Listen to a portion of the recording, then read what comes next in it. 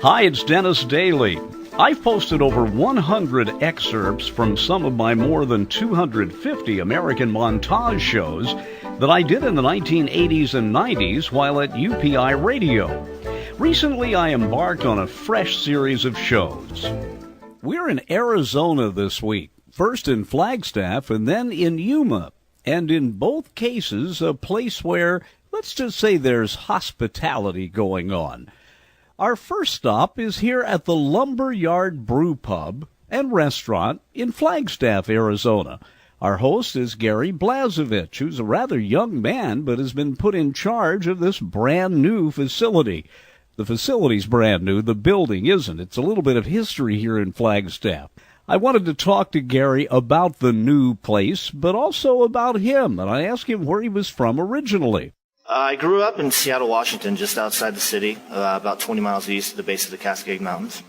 You know, as any young athletic boy, I always had aspirations of being a professional athlete of some sort, things like that. Well, you're wearing a Seattle Seahawks jersey, or what am I trying to... A hoodie, yeah. A hoodie, yeah, right now. Correct. I support my colors, for sure. Very good. So, did you get into sports, high school? I played baseball on a traveling team, played football year-round, and also golf. Golf became my passion later in life, though, and I always wanted to become a PGA teaching professional. Wow. And so I moved to Arizona. Well, a lot of friends of mine can't figure out why I watch so much pro golf. I think at my age, I don't mind it being slow. And I've also thought of golf as being one game where you can lose on purpose, but you can't cheat to win, really. It's a game of honor, yeah, for sure.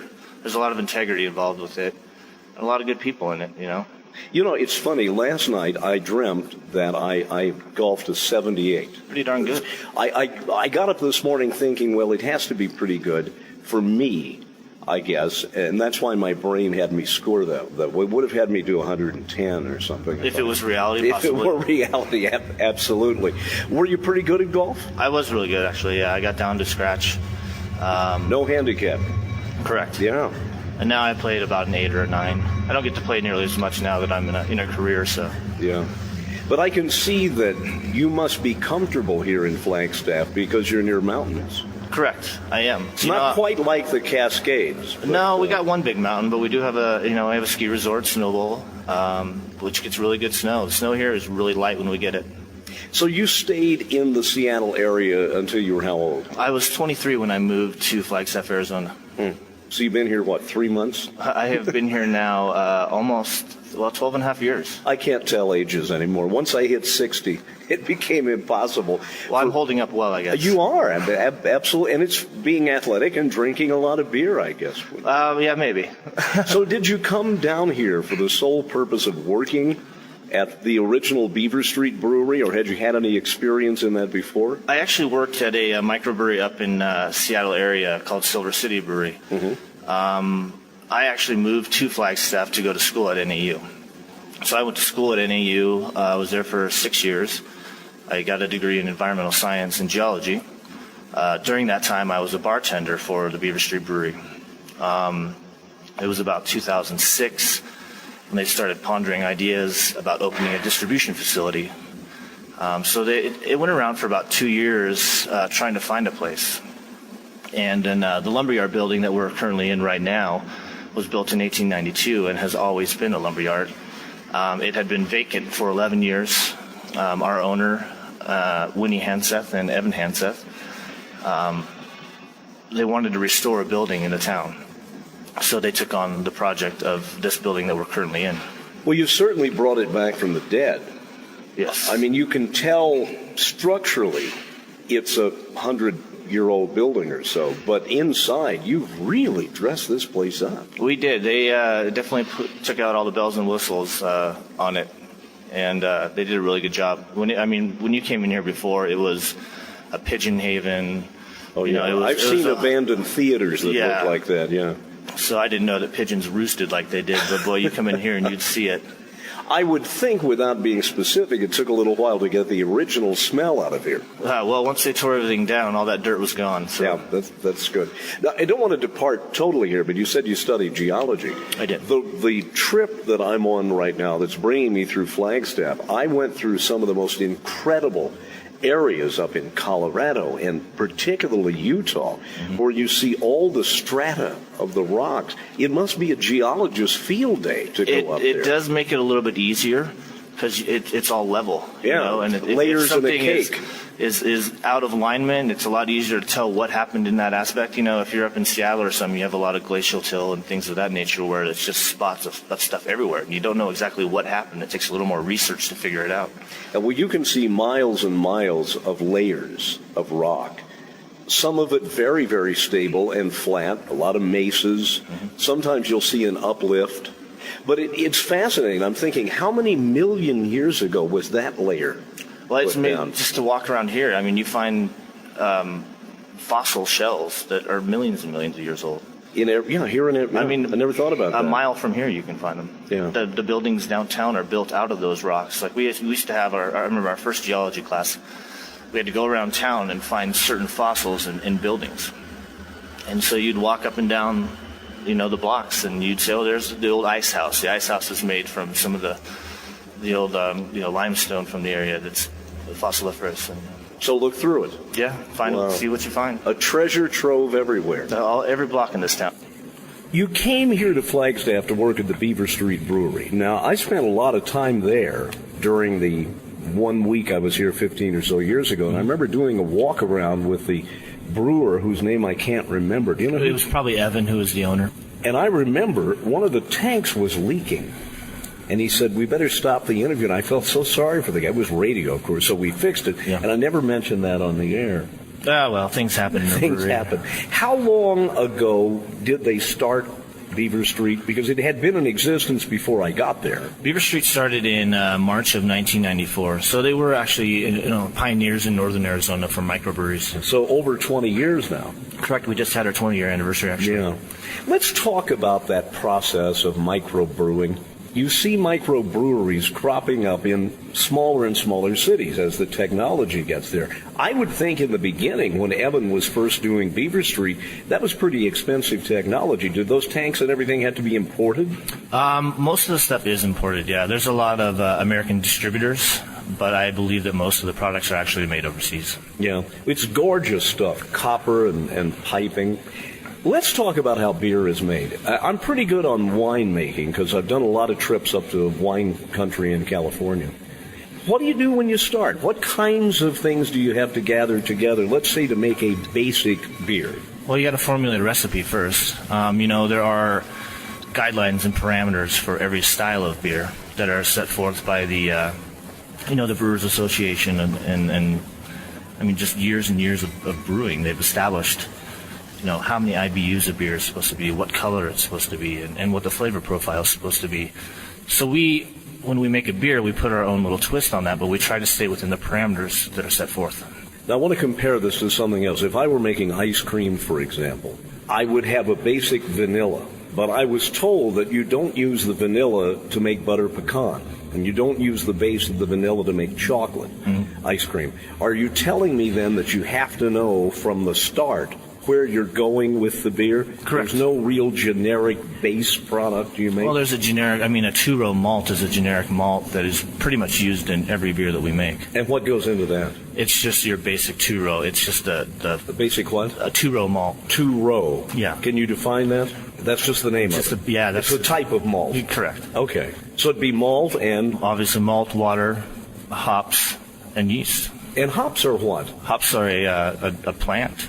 Is it flavoring? Well, absolutely. That's the flavor that you get from the beer. So you get malt characteristics. See, I'm a from the non. malt. I apologize. Okay. I've never had a drink of beer. I think I had one, maybe. Really? And I said, this is not for me. Are you pulling my leg? No, the audience can't see, but I have a very large glass of Diet Pepsi here. No, I'm serious. I've had one drink of beer in my life. Wow. But I'm odd in a lot of other ways, so don't worry about that. But how many hours, minutes, days would it take from the moment you start making a basic beer until it's what you consider to be drinkable. And I guess that would vary by flavors? It would, absolutely. Ales, it depends on what kind of ale we're making. Ales are a lot quicker than lagers. Our ales, if they're dry hopped, are anywhere from 10 to 14 days from beginning to end. Ideally around 14. Lagers, they take an extra few days because they're a colder fermentation. So they're more around 21 days of turnover time from beginning to end. At the current time here at the Lumberyard, what percentage of the beer you sell do you make yourself? We have a cider on tap, and other than that, all of the beers here are what we make. Okay. So 99%. I didn't ask the question precisely, and I should have said sold. I would say close to 99% of the beer that is sold in this building is our beer. So somebody may come up and say, I want a Bud Light. Correct. But that's pretty rare. Well, they're there. But people come here, of course, for how many beers you make here? Year-round, we probably make 30 different varieties, but we always have 10 of our own beers on tap. Now, one of the things I must tell the audience about the Lumberyard is because it is not open yet this morning, I came in the back way. Mm-hmm. You are using the Lumberyard area, the storage areas and everything, to best advantage. I didn't realize how many supplies you've got out back just to make this operation work. Just in pallets of cans alone out there, I think we have over 30 pallets. And there's, 3,800 and some odd cans per pallet. So you started out at the original location, the Beaver Street Brewery, as a bartender. Correct. Did you immediately think, hey, this is going to be fun, I want to rise higher in this? I had expressed my interest in it, and having worked at breweries for almost 10 years at that point, I always had an interest in it. I'd done some home brewing with friends back home, but I never had my own home brewing kit or anything like that. So, But the interest was always there. There's a lot of science involved with it, and that was kind of what I wanted to be involved in. You could say I kind of fell into it, but I definitely earned my spot. Well, you mentioned science there. Whether you're making wine or beer, there's science involved. I'm not sure the early pioneers understood that science. But today, I know just from having been up in wine country that, there are college degrees in, is it viticulture they call it, for grape growing. Tell us a little bit about that science, about the complicatedness of beer making. Well, as opposed to the people who are the pioneers of beer making who didn't know, now it's so well known that it's almost a fixed science. We on a daily basis, you test pHs and things of that nature, but we're not big enough yet to where we have a lab or anything of that nature. But big beer companies, they have labs and they can. Every beer they make, they test for anything that could be bad in the beer. Wild yeast or bad growths or anything. Cleanliness is godliness in a brewery, and if anything gets in there, bad things can happen. One of the ingredients that a lot of beers tout is that the beer is made from wonderful water. What's the source of your water here? The water here in Flagstaff is it's great. We have wells that are over 1,000 feet deep. We don't have to strip our water and add anything back to it. The only thing that we do is filter chlorine and particulate. So we have the added bonus in this town of some great water, especially for this state of Arizona. Yeah, and you don't have to truck it in. No. Imagine the added expense of having to purchase water that way. If we did, we probably wouldn't be here. Take us through the process, if you will, without going back, doing a walk around here. Mm-hmm. Just describe to us, and you say some of the lagers take 3 weeks to be ready. From the word go, what's the process? Well, the process is us coming in the morning, formulating a recipe. We already know what we're going to make that day, so we get our grain together. First step is having the grain milled, which we're just cracking the grain to get the hull off of it to get the inside. So the starch is on the inside of the malt, the barley. We add hot water to that, and we're doing a conversion. So we're converting the starch into sugars. So the more grain you put in, the more sugars you have, stronger possibility for the beer. So that takes about an hour. We'll let it sit at a certain temperature and do that conversion. And then we're taking hot water and we're pouring it on top of the grain bed in the mash tun, and we're draining all those sugars from the grain that's in there. Then we're going into the kettle and we're boiling. Our boils are anywhere from 60 to 80 minutes, depending on the beers we're making. After that process, we go into a whirlpool, which it basically does that. It whirlpools the beer and it strips all the stuff out of it, cleans it up before we transfer it. The transferring process goes through a heat exchanger, which is basically like a car radiator.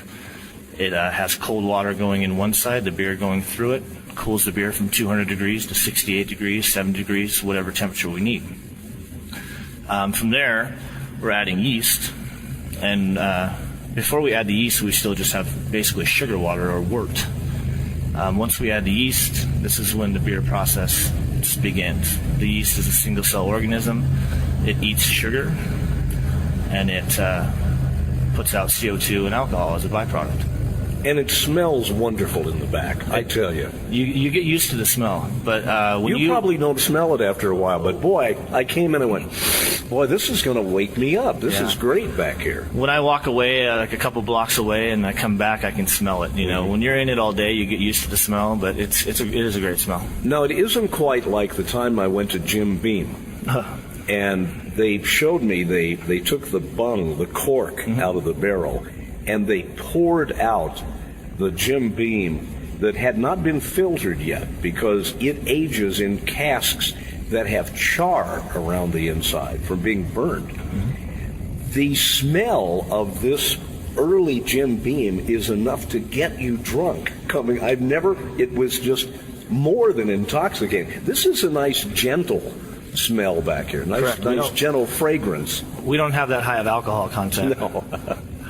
But yeah, we actually we have used some bourbon barrels for beer making as well. That's actually starting to become a pretty big thing. There's a lot of wine barrels and bourbon barrels being used in the beer making process now.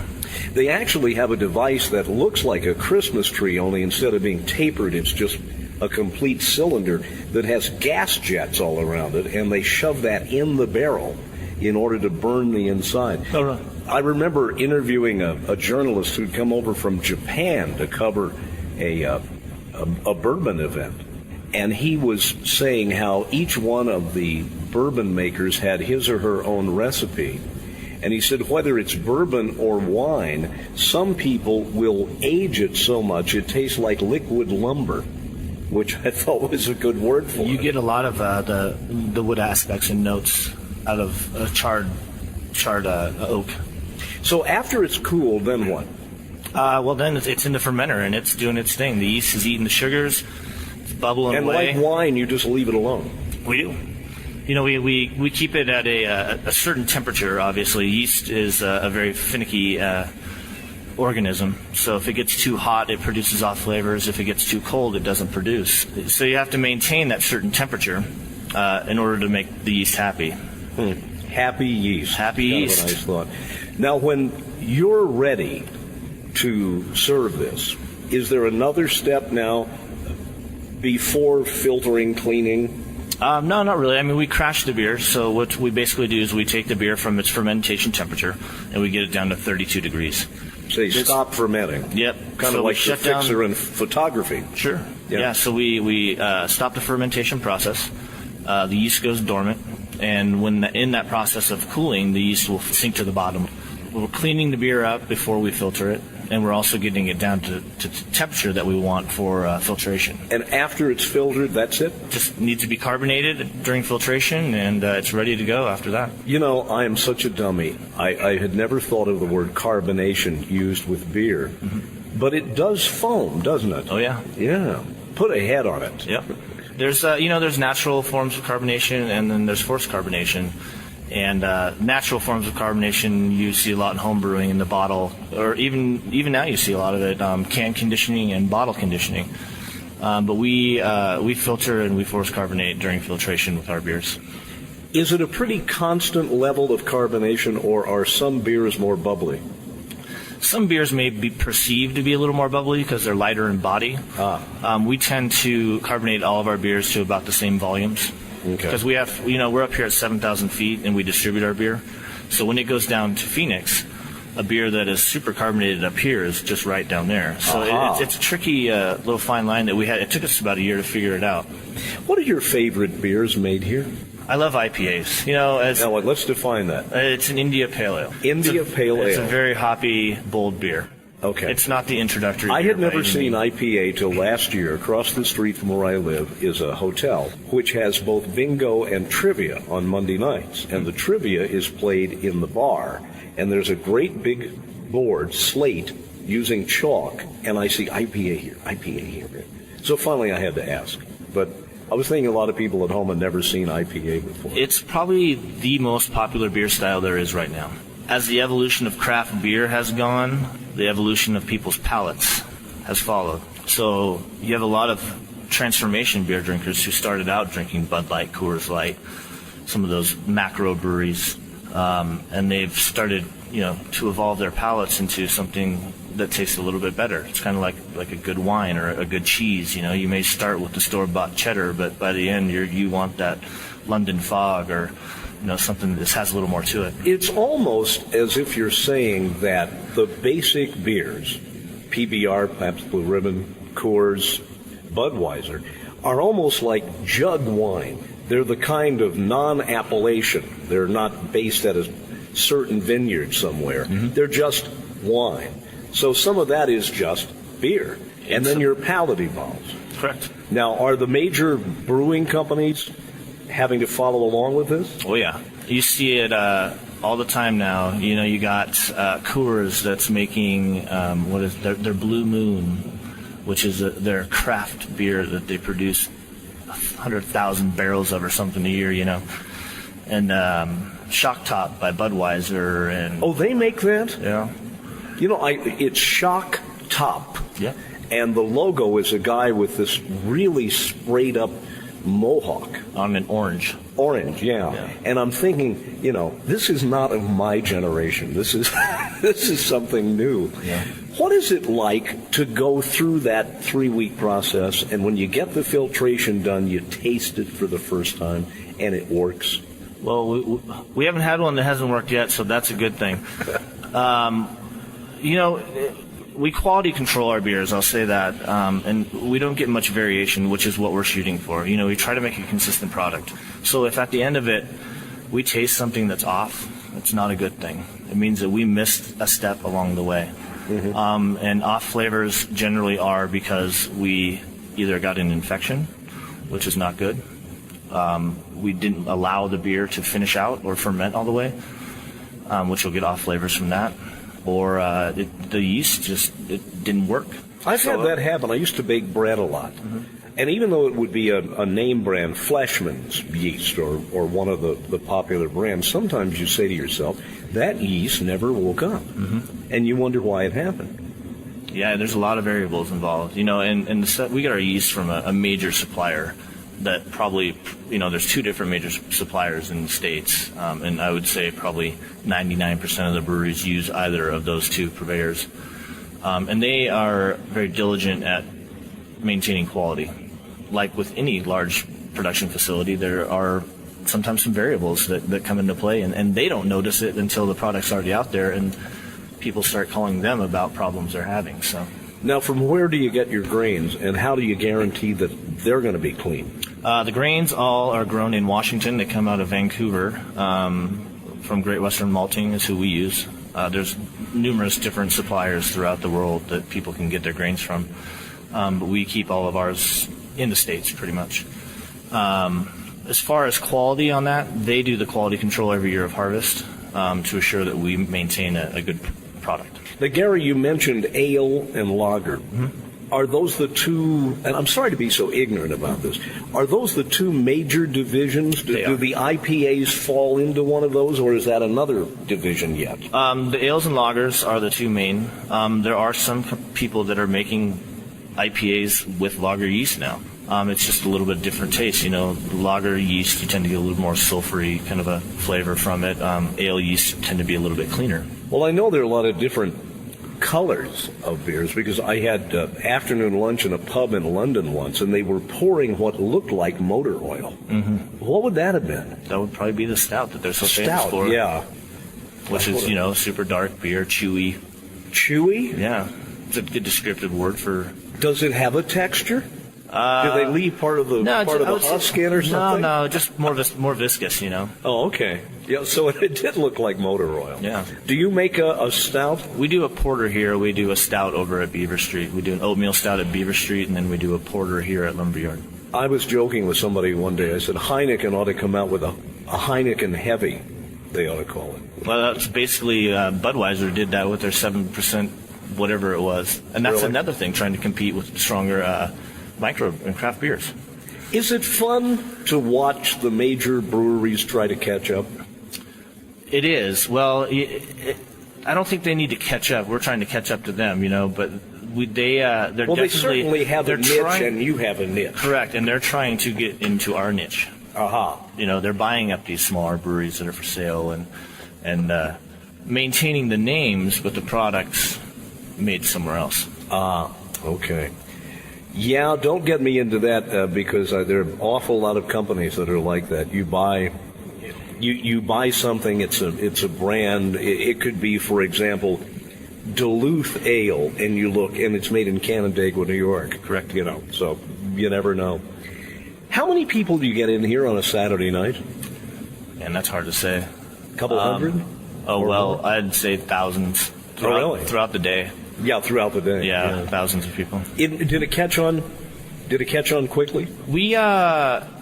It took us about a year to really get rolling, I think. When we first opened up, there was a lot of response, but like with any, startup business, you have hiccups along the way, and it takes a little while to fine tune. The thing that I couldn't figure out is why the owners who went to all the expense of renovating this abandoned lumber yard that dates from the 1800s would have essentially built a business that competes with its other business. Correct. Maybe it's why General Motors made both Buick and Chevrolet. I don't know, but yeah, we definitely do compete with each other. Beaver Street Brewery, though, has been here so long and it's so established that it has its followers. We have a little pool hall that's next to us that has its regulars. We have our regulars over here. I think there's enough people and enough tourism in this town that we're able to spread the wealth. And in the long run, if one has a slow day and the other one has a busy day, it's all going to the same place. You mentioned tourism. Obviously, Flagstaff has so much going for it, so much that week I spent here years ago, I never ran out of anything to do. How are you publicizing this? Internet? I mean, how do people who are going through here, for example, the other day, I was up at Four Corners. Tremendous number of, maybe foreigner is a dirty word anymore, but I don't mean it that way. There were a large number of French tourists. There was a ballerina who was dancing on the Four Corners. How do people who are coming through from out of town, and to make this sentence even longer, I'm amazed at how Europeans still love the Old West. They have that fascination for it. How do they find out about this? Because you're a block off the main drag here. You're on a side street. I think a lot anymore, there's so much information available just in the palm of your hand in your phone that you type in a restaurant and you're going to get the best recommended restaurants of people that have been here before. If you type in Flagstaff restaurants, in the top 5, Beaver Street's going to be there and Lumberyard's going to be there. We're the highest. I mean, we do so many different people pass through our doors in a year from all over the world. The beginning of summertime, you get a lot of the Germans. Towards the end, you get a lot of French. In between, you get all the families from America. Us being a brewery and we do some nighttime entertainment, when the students are here, we're busy. In the summertime, it slows down a little bit, but then we have the tourism. So it kind of trades off. But the students, there's over 12,000 students at the university now. When I was there, it was probably around 6,000 to 7,000 students. So it's, wow, 100% growth over the last 6 to 7 years probably. And you definitely notice when they're in town. One final thing, and that is a person who wants to investigate either home brewing or microbrewing. What are their sources of information? Where should they go to find out about this? Well, there's a lot of stuff on the internet. There's a lot of books available. The book that started it all is The Joy of Homebrewing, which was written by Charlie Papazian, who is the head of the Brewers Association now. He was kind of one of the pioneers that wrote the first book about home brewing, and has actually started the Great American Beer Festival as well, which is going on this weekend. You know, our owners and our head brewer, Gene, they are up there at the Great American Beer Festival, which is going on yesterday, today, and tomorrow. Excellent. Gary, thanks for inviting us here. I wish I were here when it is open, because even though it's morning when we're recording this, I'm craving a cheeseburger. Well, we have a bunch of those. Okay. Gary, thanks a lot. It's a pleasure. Thank you. What an interesting guy in a very interesting place. The new LUMBERYARD brewery and restaurant right here in downtown Flagstaff. Through the magic of radio, we'll zoom to another part of Arizona, and I'll meet you in Yuma. Here we are in another restaurant with the unusual name of Yuma Landing. And my host here is the woman who's in charge of this and the nearby Motor Hotel, which they tell me is the oldest one in Arizona, Yvonne Peach. Yvonne, thanks for having us. Oh, you're welcome. Thank you for coming. Now, you have not only operated a restaurant here with, I will say, phenomenal food, which I think is just about the only bar and grill on this side of Yuma, isn't it, of this size? Yeah, it's the only one on the north end of town. Yes, this large. I haven't got my bearings yet, but I'm trying to paint a little picture of what this looks like. I will tell you, we're coming back into the lobby area. The very first thing you notice when you come in here is not the menu. Maybe you can smell the food. But you see a beautiful photograph of bridges here. One is the highway bridge and the other is the railroad bridge. And if I'm not mistaken from a previous interview you and I did, that before there were bridges here, as in a lot of places, well, the railroad bridge came first, but there was a ferry for automobiles. Well, yeah, I don't think they had automobiles yet when they had the ferry. They had a horse and buggy on them. Well, now, there is probably not a square inch of anything here that's not covered with photos. Tell us how you and your husband first got interested in photos, and I think you also lucked out by finding an old-time photographer here. Yeah, we had Emil Studios helping us, and a lot of these pictures here were actually in John's mother's scrapbook. And this was the Southern Pacific Hotel when it first started. And then this is actually pictures of them tearing down the Southern Pacific Hotel, which was down on the end of Madison. And then this is actually the Peach Auto Court that they built the lumber with. Now let's go back and talk about this. The building, the Southern Pacific Hotel, had it been built by the Southern Pacific Railroad? Yes, it was the only hotel at the railroad tracks, and it was quite old. It was a quite old hotel, yes. And the photo there dates from the 20s, and it's still in business, but it's been around for a while. Oh yes, it was taken just before they tore it down. They started tearing it down now.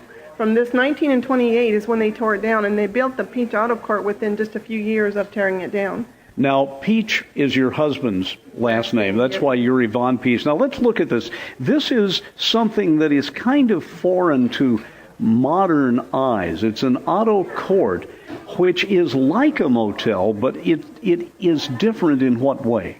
The little buildings are separate, and you drive your car up and park between the buildings. They're like little cabins. And up front is the office, and it's a gas station. And a gas station, yes, with a little grocery store. So this was from the 1930s, and it was built from the timbers from the torn-down railroad hotel. That's correct, yes. John's parents tore it down. Now, when John, your husband's parents, decided to build the Coronado, it was different. It's a modern-style motel in that the rooms are side by side by side, and that dates from the late 30s. That was pretty dramatic at that time. Yes, and actually the main beams of the Coronado are actually the main beams of the Southern Pacific Railroad Hotel that were left over from when they built the Peach Auto Court. Because, see, it was smaller rooms, but the big beams that you see were actually the big beams of the Southern Pacific Hotel. You didn't let anything go to waste. You were doing recycling during the Depression. Yes, they did. I think his parents were very recycling. Yvonne, let's look around. You have a case here, and it's got a picture of aviation people and Amelia Earhart in it. Tell us about that. Okay, the aviation parts here are actually from the city of Yuma Plain.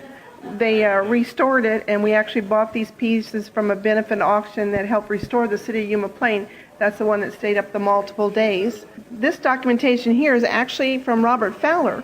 Robert Fowler, the person that landed here in 1911, the first plane to land in Arizona, his hat was actually aboard the space shuttle. And this is all the documentation from the pilot. This is actually a piece that the Smithsonian Institute would like to have. I bet they would. We should explain. It's a wonderful PR ploy in order to bring the city of Yuma to national attention. They named an early airplane, City of Yuma, and they kept flying it, and when it needed to refuel, a car would come. It never landed. A car would come underneath, and what do they hand them?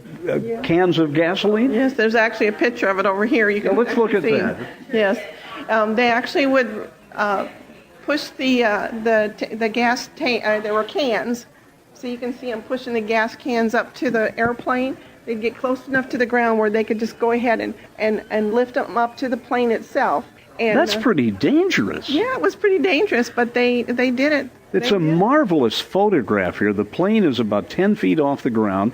There are two people standing in an open-top convertible, hoisting cans of gasoline. How long did the plane stay aloft, do you know? No, I think, I want to say it was 47 days, but I'm looking to see there. Wait, not 47 hours. No, days. It was days. They wanted to show the beautiful weather to fly an airplane here in Yuma, and that was the reason for the event. That's the reason why they worked so hard on it. The driver of the car still comes and stays at the Coronado. He's still alive. His name is Horace Griffin, and he is the driver of the car. The pilots used to come and stay at the hotel, and they came for the 50th anniversary, but they're no longer alive now. Wow. But when you look at this, you don't realize both the car and the plane are going about 80 miles an hour there. This would have been 19 what? This is 1946. 46. So all of a sudden, Yuma's in the news.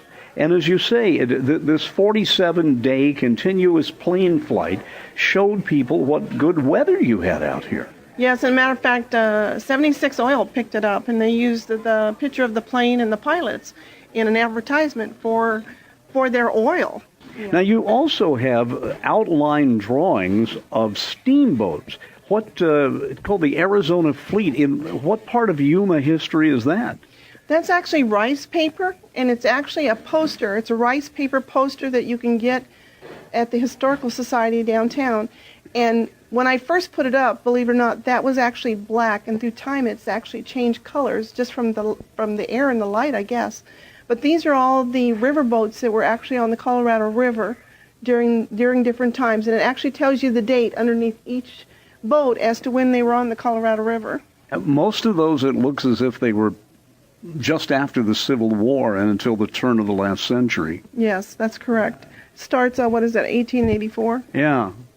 Yvonne, let's move around here. I'm just amazed. Not only are all the walls covered with photographs here, here's a company dear to my heart, being from Indiana. It's an old Studebaker dealership. Yeah, we used to have Studebaker here. We had the Dunbar Chevrolet. We have different pictures of them, too. This is like the parades that used to be here years ago. This is when they floated in the bridge, actually floated into Yuma to start building the railroad bridge. Yeah, it's a middle section of that bridge has been floated down to the construction site, so it was prefabbed elsewhere. Yes, it was. I don't know where. I don't know that story, but we're only about 2.5 blocks here to the Yuma Crossing State Park. And if you go down there, they actually have a video people can sit in there and listen to, and it actually shows the history of the river and how the bridges were built and the time zone. We're the only state that doesn't change for daylight saving. Arizona doesn't change. Matter of fact, I guess Microsoft had to change their whole computer system one time because of Arizona. Well, I must compliment you. You said daylight saving. You're correct. It's not savings, it's saving. I know the answer to this already, but come on over here and tell me about this strange-looking one-lane highway that goes across a sand dune. That doesn't look like asphalt, and it doesn't look like cement. Okay, that's actually a picture of the plank road that actually went across the sand dunes that are between here and El Centro. Sand dunes are quite long. I don't know how many miles there is there that you have to go across to get to El Centro. The new highway now goes between them, and you feel like you're in Saudi Arabia or somewhere like that because it's just so different. But the plank road was built originally to allow the cars to drive on the sand to go from here to San Diego. And a lot of movies have been filmed there in the sand dunes. I must tell everybody that on the way over here today, not in the Yuma area, but in Central California, I pulled off to take some photos and had to be towed out of a sand dune. I didn't realize that all of a sudden your car starts sinking. You have to be very careful in sand. So I wish I'd had those plank roads back then. Here's a great photo of a railroad yard, and this is back from the 1950s. This area around there, is a lot of that now city? That's all city now. It looks as if in 52 that railroad yard's out in the middle of nowhere. That's right here in town. I think this is actually 16th Street right here, which is all the hotels and everything would be right here. Yeah, that's right now.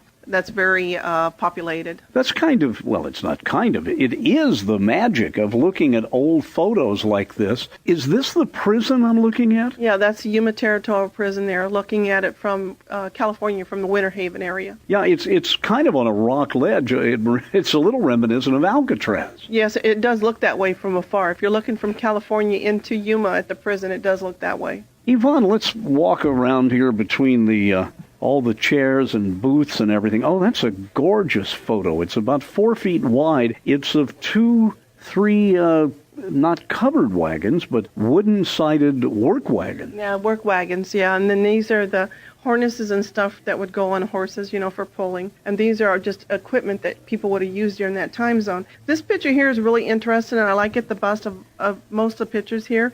Look at all the people on Main Street and look at all the hats that people used to wear. And it says 4th of July, 1914.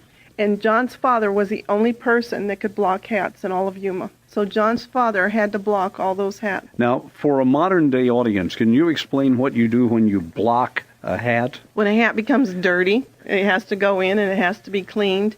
Has to be, they do something to it and then it's reformed again. And that's what they call blocking hats.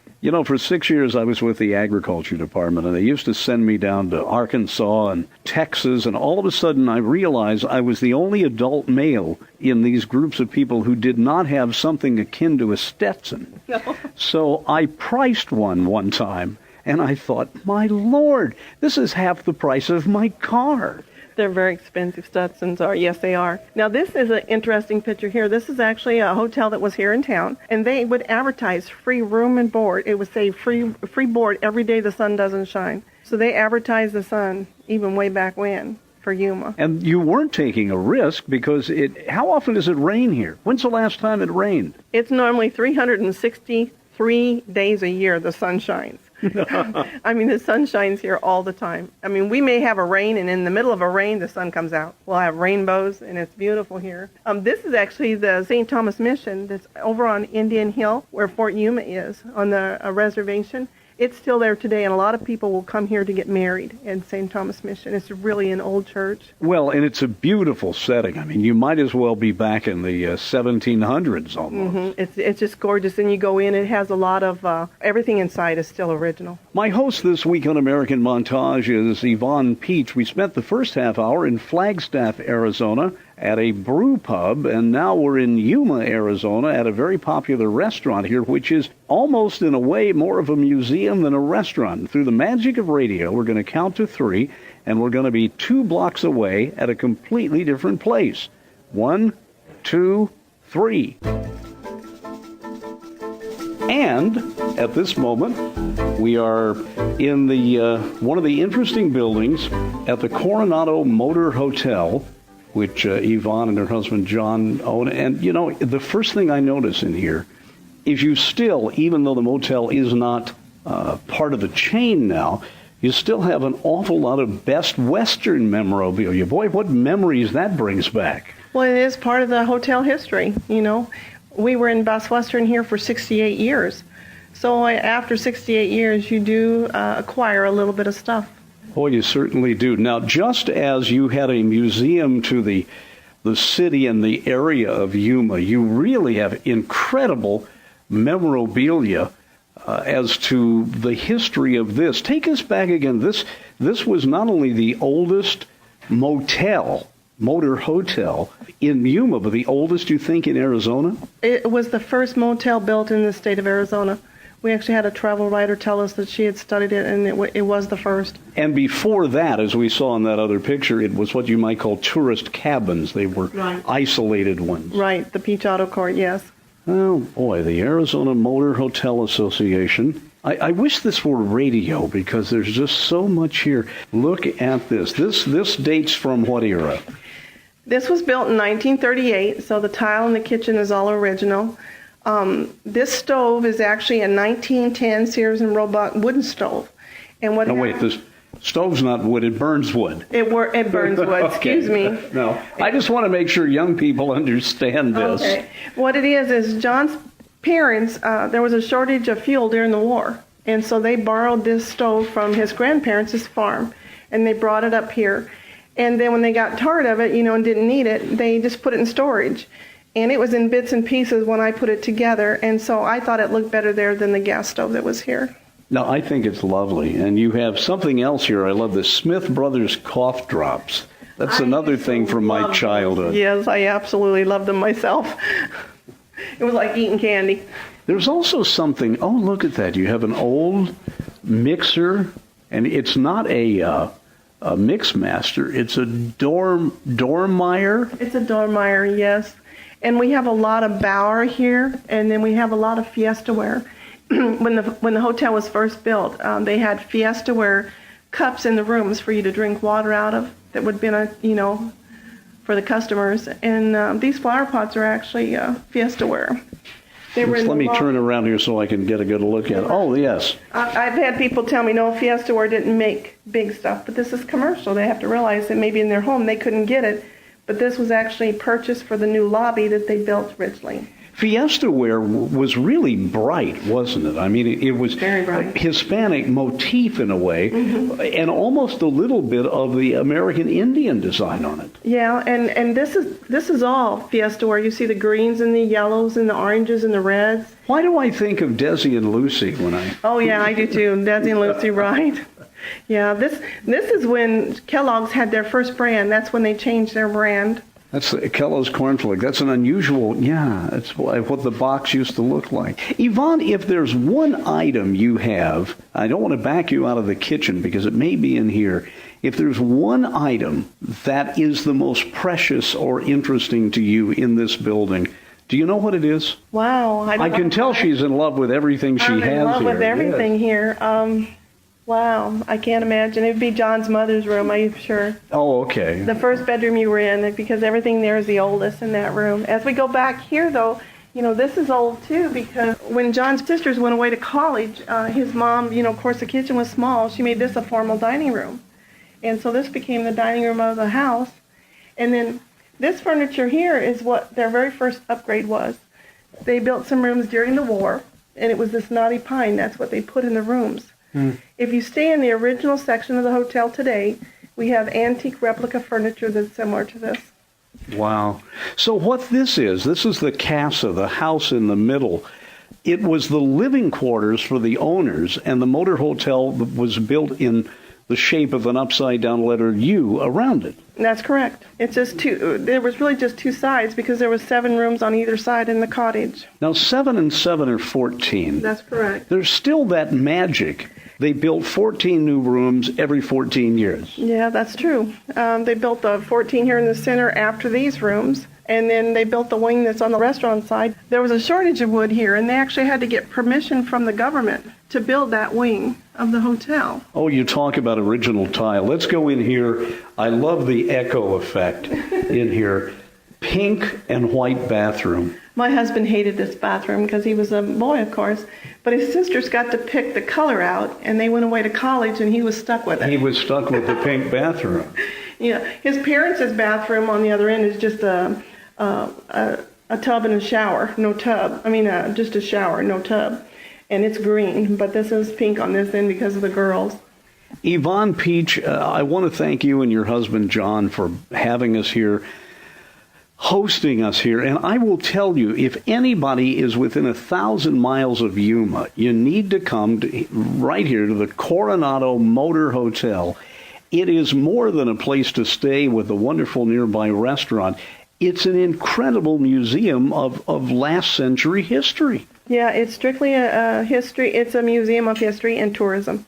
And it's everything you would have seen as a child traveling, and maybe some of the things that you missed. Yvonne, thanks again. Thank you. Thank you for having us. I think this is the first time we've done an American Montage show from two cities during the same hour, both in Arizona. We were at the LUMBERYARD brew-pub and restaurant in Flagstaff, and then the Coronado Motor Hotel and the adjacent restaurant owned by the Peach family here in Yuma. A look at technology and history. And you know, no matter where we go, we meet some really nice people on American Montage. I hope you enjoyed this interview from my new American Montage series. Check out YouTube for more. I'm Dennis Daly.